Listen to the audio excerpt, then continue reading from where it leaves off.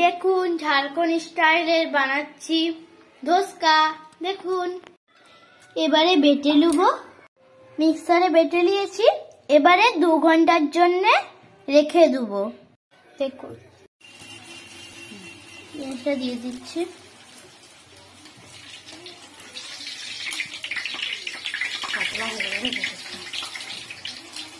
দিয়ে দিয়েছি পেঁয়াজ। এটা সরাবো আর একটু ফেলে কি এত বড় কেন দিলাম, এত বড় নয়, অল্প অল্প দিয়ে এত গোল। একটু পেঁয়াজটা দিয়ে দিলাম, এরকম করবেন। হয়ে গেল আমাদের ধোসকা। দেখুন এবারে একটু খাই।